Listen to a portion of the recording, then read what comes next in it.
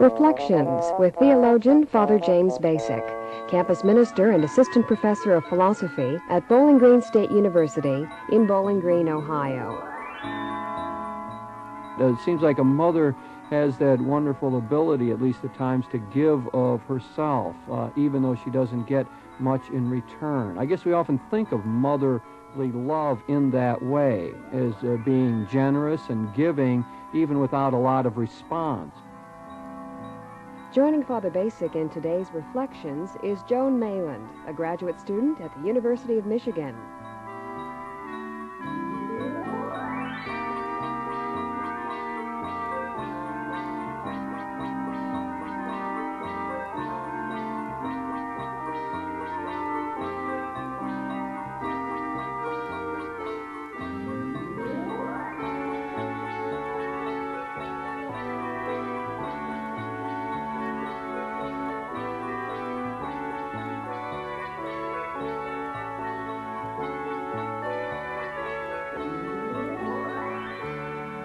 Today's Reflections focuses on the topic of motherhood.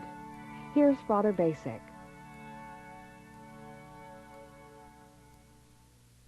Well, Joan, I've really never met you before, but I understand that you are from Minnesota and have been flown in specially to do this radio program with me on the topic of motherhood. Is that true? You're from Minnesota? Yep, I'm from Minnesota. Really? What city? Blue Earth, Minnesota. Blue Earth. I don't think there is such a city as Blue Earth. Lots of people don't believe it. But that's the truth of the matter. Yep. And I understand also that there's something special about your mother, that she got some sort of an award. Is that true? Yeah. About 2 years ago, I did a lot of work and sent her in as a candidate for Minnesota Mother of the Year. And she was the second, I guess, runner-up. And she went to Minneapolis to receive an award. Oh, terrific. Mm-hmm. Well, that's qualifies you then to do this program with me. Then I'm the an question expert. of motherhood, Mm-hmm. right, and your relationship with your mother and so on. I think it is such an important primary relationship for us to think about, our relationships to our mothers. That's something that we really all have in common. All of us have a mother, and for many of us, that is a very positive kind of experience. Some other people, sort of a negative experience. But it is, for all of us, vitally important. It's important for us to understand that relationship to our mothers and to have a greater appreciation of the role of mothers and so on. I wonder, when you think back to your own mother and so on, and obviously an outstanding woman, do you have a particular story in mind that sort of tells us what kind of a woman she is, or any particular event you recall that from your own childhood or growing up? Well, there are a lot of different stories that I can think of.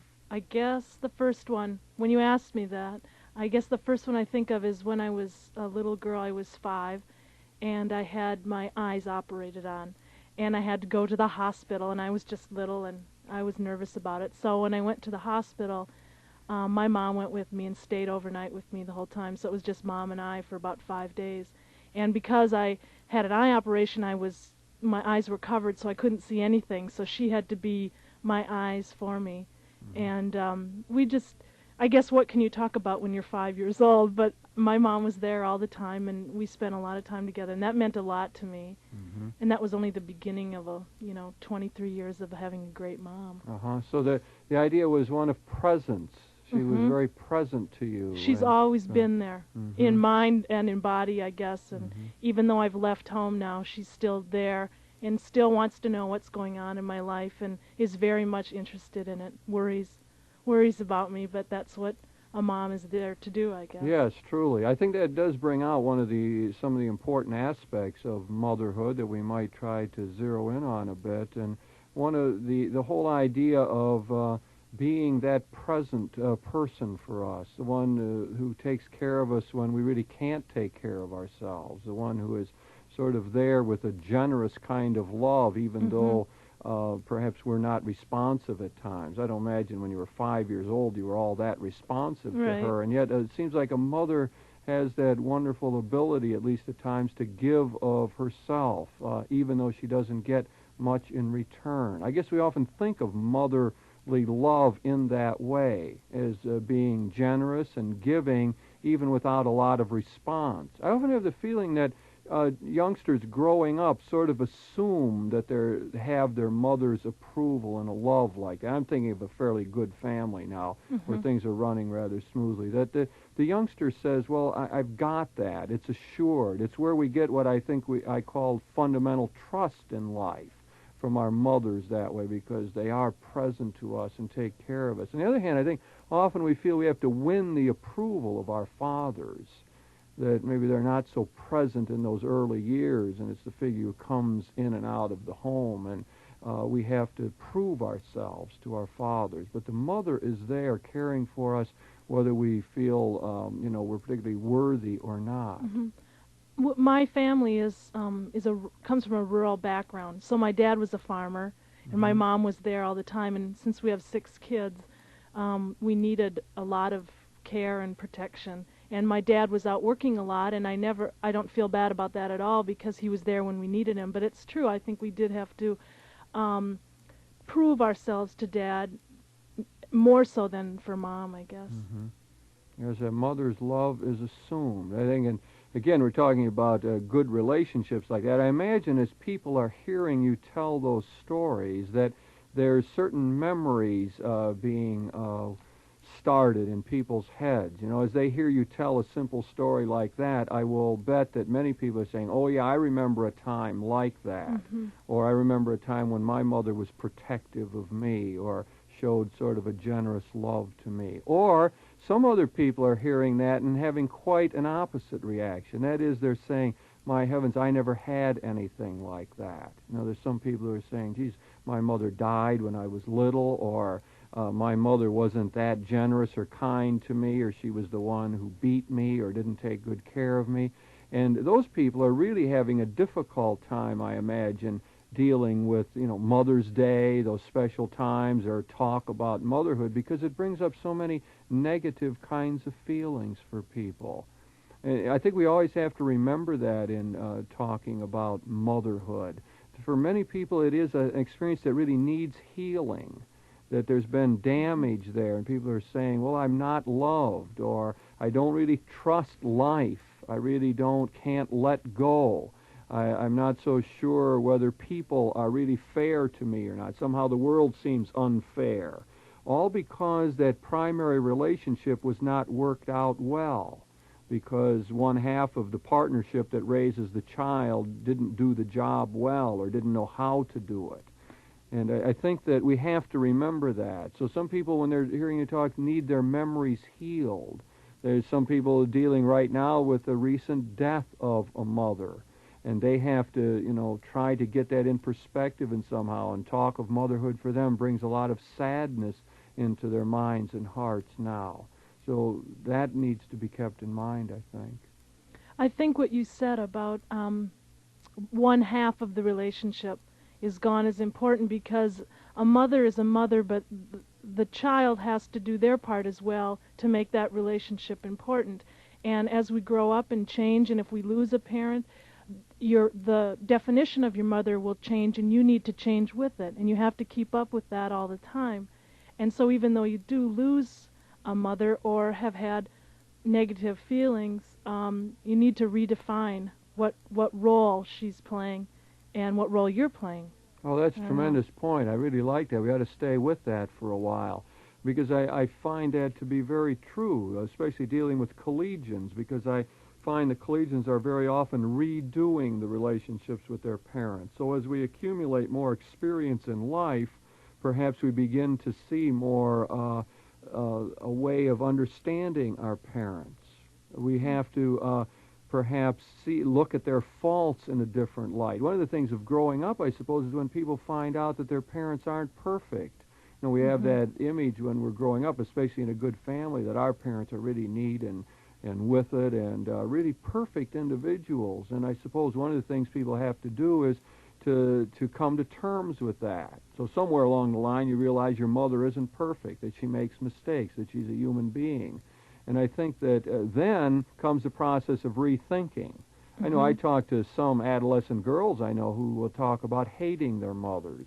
Rather common experience, I guess. That real need to define oneself against one's parents and say, boy, they're all wrong, or everything they're trying to tell me I don't like, and I'm going to rebel against that. And I think adolescents go through that to varying degrees, but I know some young women I've talked to will say, yeah, I really hated my mother at a given point. I almost needed to do that.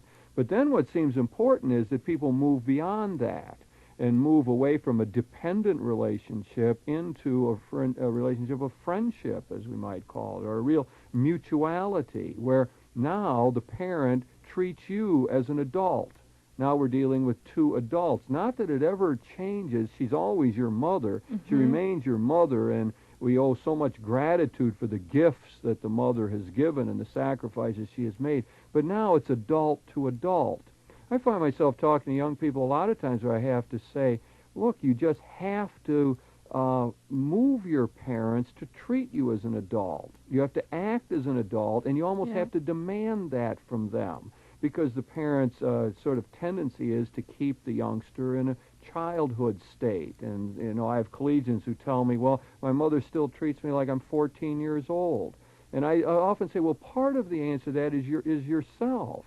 You know, you can't let her treat you like that. You have to work to establish your own maturity level, to reach some sort of adulthood, and then move your mother to respond to that. And you can do it nicely. You can do it in simple ways and in a civil manner and remain friends throughout. But that's an important task, I guess, that we all have to do. That reminds me of something. My younger sister, Jane, we're the last two, Jane and Joan,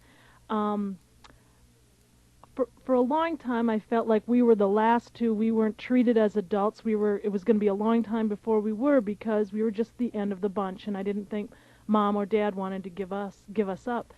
And we called each other card table kids, the ones that had to sit at the card table at Christmas and things like that. It's been hard even for me to prove myself. It's hard to do that. You talk about doing it, but it's hard to do that when you've been seen as the littlest kid in the family for a long time. And I think now that I'm in graduate school, now maybe it's starting to happen, but when I go home, still sometimes I think that I regress. I want to be the adult. I'm going to be Joan Male and not little Joni anymore, but I regress, and I think sometimes it causes my mother to also. So I don't think it's always the parents, but the children. Yes, I feel that also, and I often tell the collegians it's sort of up to them if this relationship is going to really improve and get to a friendship level or an adult-to-adult level.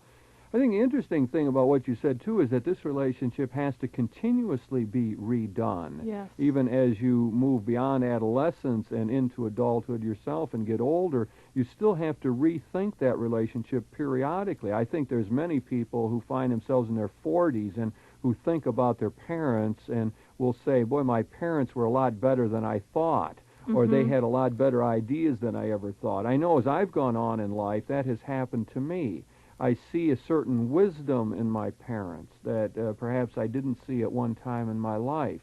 And I think that I become a little more appreciative, too, of what my mother did for me and all the many sacrifices. You know, when I start thinking of my mother, I think of meals kept warm while I was playing ball and all of the support that she gave me over the years.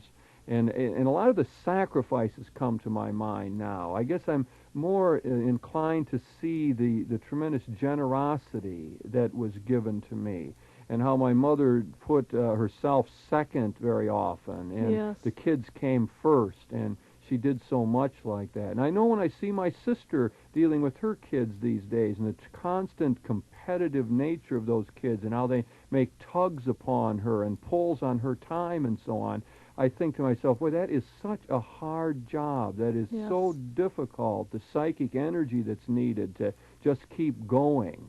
Yeah. With 6 kids, I never felt slighted at all. I think that was one of the best talents of my mother, was equal distribution of love and affection between all 6 of us. I think that's very hard to do, and she could do it. Very difficult, I know. And as I see my sister, you know, those demands are just really out of sight in a way. I mean, they're unreasonable, what the children want and demand, and she has to really balance that out. And I think as I observe my sister doing that, I have probably a greater appreciation of, what my own mother did. My mother says at times, the Lord knew what he was doing when he gave us our children when we were younger, because she says now she really couldn't manage that. And I think that is true, because it's such a expenditure of psychic energy. It's hard to sustain that. But I like what you said about your own mother there, balancing it out and being very fair in her signs of affection and so on to you. Yep. My oldest sister has 4 little kids too, and so I can see my mother reacting to her grandchildren in a way that I never saw her, because I was one of the youngest. And so it is fun to see the love that she still has, and she's still working hard, and she can still equally distribute her love, and I think that's important. When I'm thinking, we're talking about motherhood here, and I'm thinking of the mothers who have to contend with so much these days. I often think that the raising of children is surely one of the most important works that's done by anybody, because here we're shaping the next generation. The mother has this task of bringing forth youngsters into adulthood. It is really such an important task, and it takes such great talent. I think something that's often missed. You sometimes talk to women who work in the home, and you say, well, what do you do? Well, I'm just a housewife. Or some women you'll say who are raising children, you say, well, do you work? And they'll say, no, I don't work. And I think that's a terrible thing, because what they really mean is they don't have a paying job, but they're doing the most important work that we can imagine, shaping the next generation and seeing the children grow up properly. And I think we really need to celebrate that, and to think of the wide range of gifts and talents that are needed to do that well, the kind of care and protectiveness, the skills needed in managing the house, budgetary matters. You need to be a psychologist in order to handle all of the troubles that the youngsters get into and so on. And today we have all the great problems of feeling disappointed with the way youngsters turn out. They have to deal with that as well. There's a certain sorrow built into all of this. So I believe that mothers, that ought to be celebrated for that. We ought to put in a word for that. And I'm afraid that the modern feminist movement has very often played that down. They've ended up saying, well, you got to have a career, you got to be outside the home, that's the only thing that counts. And I think that really is a mistake. I mean, that isn't what the women's movement is all about, I don't think. I think at its best, the feminist movement wants to celebrate all of the roles that women have. And one of those roles is raising children. And we really have to say, boy, that takes a lot of talent, and that's a vital task. And we want women to feel important in doing it and have a sense of their own dignity and worth as they carry out that task. When I'm listening to you now, and I'm thinking of stories from my past that relate to my mom, and the one thing I think of her that you didn't mention as a role of mother is one of a mediator between, in my case, I should say, mine personally, Mom was a mediator between my dad and I. I love my dad, he's absolutely wonderful, but when it came to special little favors, I always went to my mom first so that she would go to Dad. She took on double duty doing that, and it was very difficult. And I think you forget about not the mediation part of it and the go-between that your mom has to be, at least in my case. Yes, I understand that, and I can see that. And I see that my sister having to do that at times, yeah. I suppose that the family roles would change. I mean, I'm not sure everyone would experience it that same way, but surely, I guess, very often mothers have done that job of being the mediator. Well, in so many ways, they're having to reconcile and pull together opposing tendencies and balance the interest of youngsters and keep husbands happy and so on. And I think one of the things that grows out of this is the great support that mothers need. They need it from so many sectors. They need it from their husbands very often. Just a kind word, complimentary word, not just on Mother's Day, but generally, or some time and attention, or a shoulder to cry on, or for the husband to say, boy, it's really a good job that you're doing here, or just to allow the mother to ventilate, listen to his wife so that she can say what her troubles have been throughout the day, as she's maybe cooped up with those kids and feeling sort of imprisoned by all of that. So the husbands could help. The children could help just by being at times attentive or saying thank you or helping around the house. And I think communities could do that. Parishes probably need to work at that, at being somehow supportive of mothers, not just on one day, again, Mother's Day, but all throughout the year, giving them educational opportunities and maybe getting groups together mothers who could talk together about common problems and so on. And especially, again, getting back to that point, celebrating their role and their uniqueness as persons as they interact with their children, and what a great blessing and gift that is to have that opportunity. You know, when Mother's Day comes, you read and hear and see a lot of things about what mothers are. And when I was thinking about my mom today and what I might say to you, I wanted to make sure that everyone knew that my mom was different than their mother. You use the same words when you describe your parents, but my mom's different than yours and than everyone else's. And I think you need to identify those unique characteristics. Oh, I like that. And to remember them, I guess. Oh, I like that very much, yes. All the mothers are unique. There's a common experience, but then there's a uniqueness, yeah. That sets up something in my own head. I think of my own mother, and one of the things I associate with her is her whole ability to accept things. She told me one time that she always prayed for acceptance in life, that the Lord would help her accept reality and accept life as it came. I remember the time when the doctor came out and told my mother and my sister and I that my father was dying and that indeed he would not recover and return to normal health and so on. And I said at that time to my mother as I held her and my sister that, well, we should pray that the Lord will take him. And my mother said, no, we shouldn't pray like that. We should pray instead that we are able to accept whatever happens, so we're able to care for him if he lingers. And I thought to myself, why is it that my mother was so much wiser than myself, the theologian, in this particular instance? Her instincts were just proper, and I think it was because all her life she sort of worked at that, because she prayed in that fashion for acceptance. So I'm glad you said that, the uniqueness. What do you think about the uniqueness of your own mother in this way? Or is that, maybe I shouldn't ask that right now. Well, I don't know how you describe your mother, because the words that I use are the ones that everyone else uses. But she's loving, and she's caring, and she's equal, and she takes time for my dad as well as her grandchildren, and she's always she does put everyone before herself, I think, sometimes, at least her children and her family members, and I think that's wonderful.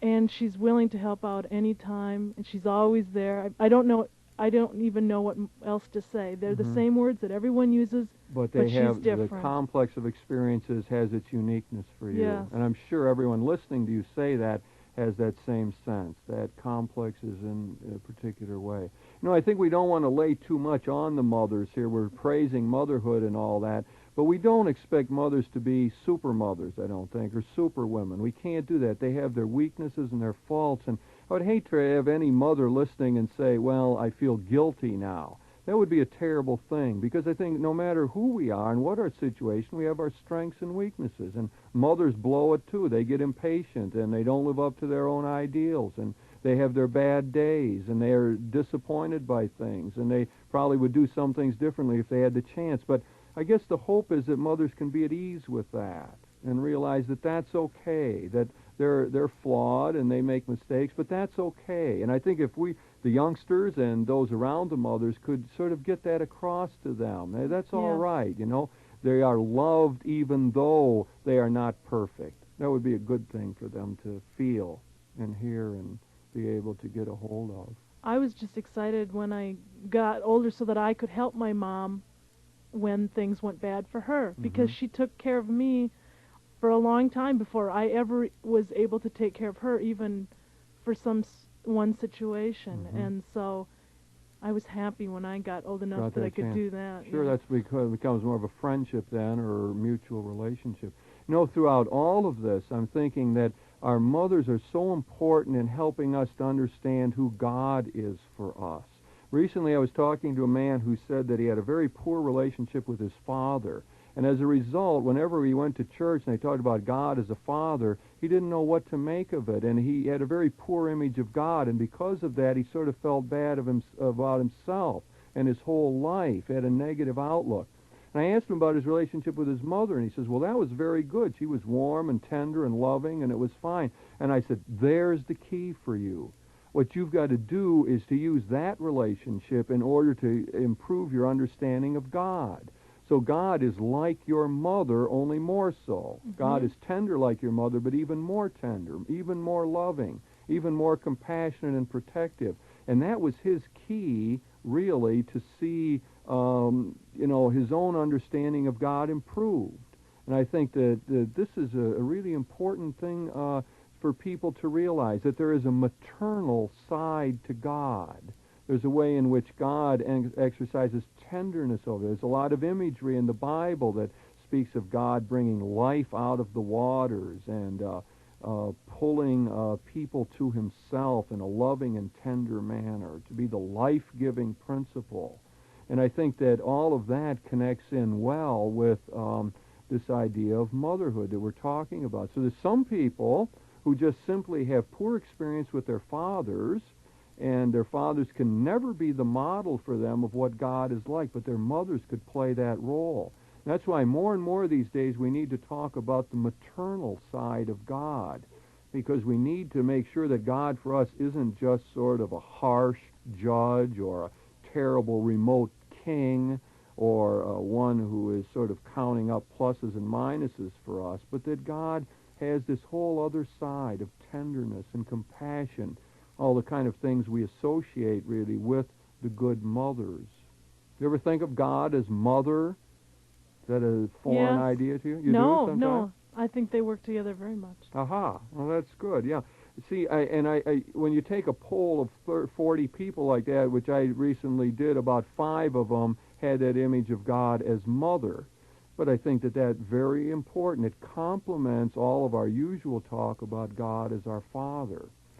Well, we've been talking away here on the whole question of motherhood, and we've seen some things that mothers do so many good things for us, and it's important for us to be grateful. If our experience of our mothers has been good, then we ought to be thanking the Lord for that.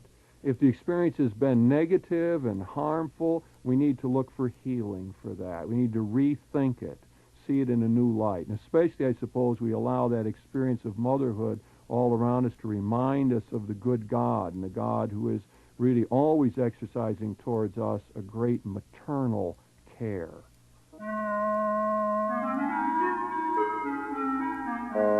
You've been listening to Reflections with your host, theologian Father James Bacik, campus minister and assistant professor of philosophy at Bowling Green State University in Bowling Green, Ohio.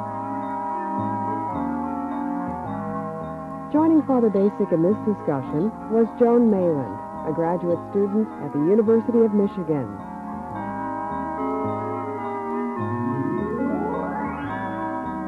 The topic of this week's Reflections was motherhood.